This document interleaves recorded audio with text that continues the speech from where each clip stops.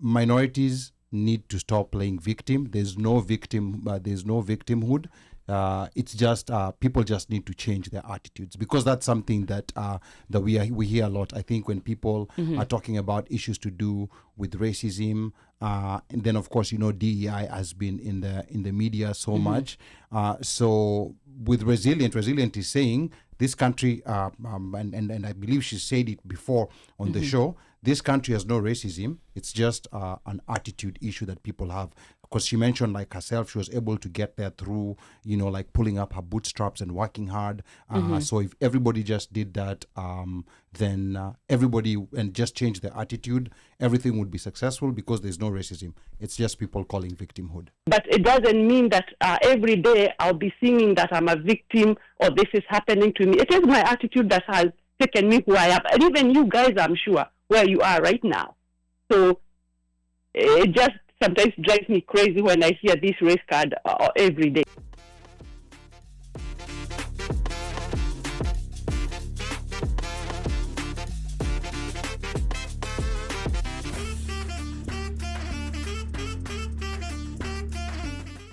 How are you? Good. Thank you. We're good. Say it again. Say how are you again? This is resilient. You've been calling me a guy. You've been saying I'm from Minnesota. I'm making assumptions. From Minnesota. No, let's give chance. Let resilient talk. From? Let resilient talk. Okay, resilient Karibu. No, okay. Asante sana. The last time you said you are Aji and resilient are the same people. Now you can hear my voice. I'm not Aji, right? Okay. Where are you calling from? Where are you calling from? Apologies, resilient. I'm calling you from the West Coast. I'm calling you from the West Coast, and I'll leave it at that. Okay. West Coast, Washington State, California. She said she will leave it at that. All right. Karibu resilient. Resilient, apologies, my sister. Apologies. Yeah. Okay. No, that's fine. Rep, and congratulations again. And I'm sure you're going to do the people of Minnesota proud. And I listened to you. Actually, I said I wanted to run, as I said, because sometimes I can't agree with the guys in the studio. And simply because you are Republican, you are told you are MAGA. First of all, I'm not even a Republican. I'm an independent candidate. I'm independent. I can vote either way, depending on what is happening. Okay. And yes, I was a Democrat. I voted for Obama. And so I don't think anybody should be castigated because you decide to vote differently. And as I said, I don't think I'm a victim in this country. And Rep, you can confirm that to me, that you are now a rep in Minnesota. That's huge. That's a big deal. And for me, I believe that it is attitude that will take us far.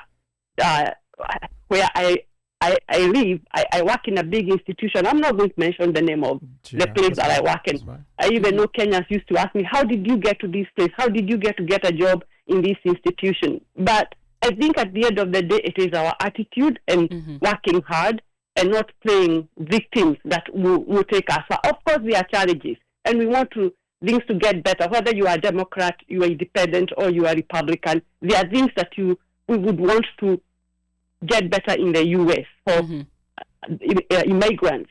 But it doesn't mean that every day I'll be singing that I'm a victim or this is happening to me. It is my attitude that has taken me who I am. And even you guys, I'm sure, where you are right now. So it just sometimes drives me crazy when I hear this race card every day. Well, thank you so much for sharing that. And it's truly... America is defined by its democracy, and we are sitting here because the people of the U.S. spoke in terms of who they wanted. Even though, again, a majority, there was 22 million people who didn't vote, right? So at the end of the day, I am about. For me, I don't care where the good idea comes from, as long as it's going to help, the people that we are serving. And I'm glad that you pointed that out, and there's a lot of castrating of folks who don't align with your party. And that's not how we're going to move forward. And sadly enough, that has divided our country. Just because you align yourself with a party, all of these stigmas and all of these assumptions about the party, you are literally facing that. And so I want to acknowledge your independence. And I also want to acknowledge, too, that, the party alignments for some of us, right, especially us minority candidates, it's the only way to get in there. And mind you, now I've always been a Democrat. I truly believe that the Democrat, provides that inclusivity. But like I said earlier, we have lost our way, and we need to come to the table and get it together, and really figure out, who are we? And so I appreciate your perspective. And it sounds like you are well rehearsed in this space. And I mean, depending on the West Coast, we have a whole bunch of Kenyans in the West Coast, Africans in general.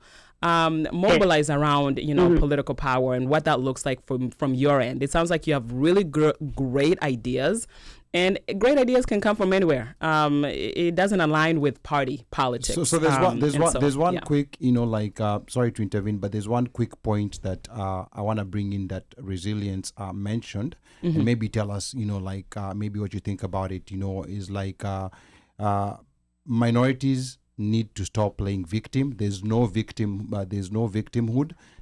It's just people just need to change their attitudes, because that's something that we hear a lot. I think when people are talking about issues to do with racism, and then of course DEI has been in the media so much. So with resilient is saying this country, and I believe she said it before on the show. This country has no racism. It's just an attitude issue that people have. Because she mentioned, like herself, she was able to get there through, pulling up her bootstraps and working hard. So if everybody just did that, then everybody and just change their attitude, everything would be successful, because there's no racism. It's just people calling victimhood. I mean, we all have our lived experiences. And personally for me, I was fortunate enough to grow up in a Black church, a Southern Baptist church, where I learned, about Black history and the resilience of the Black population who came here as slaves, and their journey in this country and what they had to fight for and continue to fight for. So I do not want to downplay Resilience's experience. I am happy that has been her experience, but I'm going to speak from my own experience, because I can't talk about anybody else's experience. I have seen how institutions that are rooted in racism have impacted, people who look like me, who talk like me. I have worked in, corporate America long enough to experience that, where I am being judged. It didn't matter that I had 3 degrees, I had this many years of experience, and still can't break that glass ceiling. Are you sure that wasn't victimhood?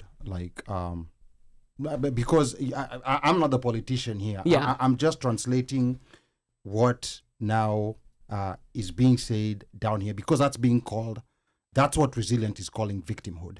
I mean, for me, victimhood is sitting here and allowing yourself to get caught up in this systems that were never meant for us, right? If I allow myself to get caught up in that and not fight for what I deserve, what is the value that I bring to the table.